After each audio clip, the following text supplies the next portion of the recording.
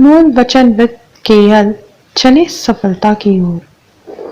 अमित एक मध्यम वर्गीय परिवार का लड़का था। वह बचपन से ही बड़ा आज्ञाकारी और मेहनती छात्र था, लेकिन जब से उसने कॉलेज में दाखिला लिया था, उसका व्यवहार बदलने लगा था।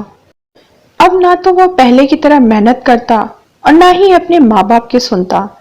यहाँ तक कि वो घर वालों से झूठ बोलकर पैसे भी लेने लगा था। उसका बदला हुआ आचरण सभी के लिए चिंता का विषय था। जब इसकी वजह जानने की कोशिश की गई तो पता चला कि अमित बुरे संगत में पड़ गया है। कॉलेज में उसके कुछ ऐसे मित्र बन गए हैं जो फिजूल खर्ची करने, सिनेमा देखने और धूम्रपान करने के आदी हैं। पता चलते ही सभी ने अमित को ऐसी दोस्ती छोड़ पढ़ाई लिखाई पर ध्यान देने के लिए कहा, पर अमित का इन बातों से कोई असर नहीं पड़ता। उसका बस एक ही जवाब होता, मुझे अच्छे बुरे की समझ है। मैं भले ही ऐसे लड़कों के साथ रहता हूँ, पर मुझ पर उनका कोई असर नहीं होता। दिन ऐसे ही बीतते गए और धीरे धीरे परीक्षा के दिन आ गए। अमित ने परीक्षा से ठीक पहले कुछ मेहनत की, पर वह पर्याप्त नहीं थी। वह एक विषय में फेल हो गया। हमेशा अच्छे नंबरों से पास होने वाले अमित के लिए ये किसी जोरदार झटके से कम नहीं था। वह बिल्कुल टूट सा गया। अब ना तो वह घर से निकलता और ना ही किसी से बात करता। बस दिन रात अपने कमरे में पड़े कुछ सोचता रहता। उसकी यह स्थिति देखकर परिवारजन और भी चिंता में पड़ गए। सभी ने उसे पिछला रिजल्ट भूल आगे से मेहनत करने की सलाह दी, पर अमित को तो मानो साफ सूंघ चुका था। फेल होने के दुख से तो वो उभर ही नहीं पा रहा था। जब ये बात अमित के पिछले स्कूल के प्रिंसिपल को पता चली तो उन्हें यकीन ही नहीं हुआ।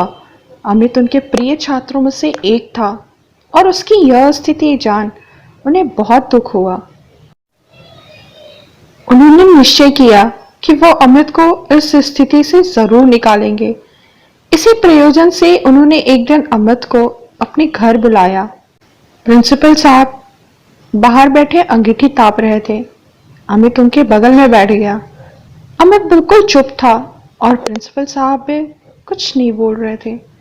10-15 मिनट ऐसे ही बीत गए, पर किसी ने एक शब्द नहीं कहा। फिर अचानक प्रिंसिपल साहब उठे और चिमटे से कोयले के एक धधकते टुकड़े को निकाल मिट्टी में डाल दिया। वह टुकड़ा कुछ देर तो गर्मी देता रहा, पर अंततः ठंडा पर बुझ गया।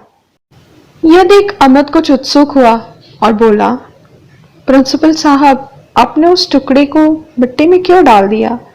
ऐसे तो वो बेकार हो गया। अगर आप उसे अंगीठी में ही रहने देते तो अन्य टुकड़ों की तरह वो भी गर्मी देने का काम आता। प्रिंसिपल साहब मुस्कुराए और बोले, बेटा, कुछ देर अंगीठी में बाहर रहने से वो टुकड़ा बेकार नहीं हुआ। लो, मैं उसे दोबारा अंगीठी में डाल देता हूँ। और ऐसा कहते हुए उन्होंने टुकड़ा अंगीठी में डाल दिया। अंगीठी में जाते ही वह टुकड़ा वापस धधक कर जलने लगा और पुनः गर्मी प्रदान करने लगा। कुछ समझे अमित? प्रिंसिपल साहब बोले, तुम उस कोयले के टुकड़े के समान ही हो। पहले जब तुम अच्छी संगति में रहते थे, मेहनत करते थे, माता पिता का कहना मानते थे, तो अच्छे नंबरों से पास होते थे। पर जैसे वो टुकड़ा कुछ देर के लिए मिट्टी में चला गया और बुझ गया, तुम भी गलत संगति में पड़ गए और परिणाम स्वरूप फेल हो गए।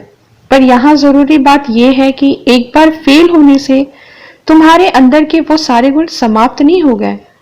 जैसे कोयले का वो टुकड़ा कुछ देर मिट्टी में होने के बावजूद बेकार नहीं हुआ और अंगीठी में वापस डालने पर धड़क कर जल उठा, ठीक उसी तरह तुम भी वापस अच्छी संगति में जाकर मेहनत कर एक बार फिर मेधावी छात्रों की श्रेणी में आ सकते हो।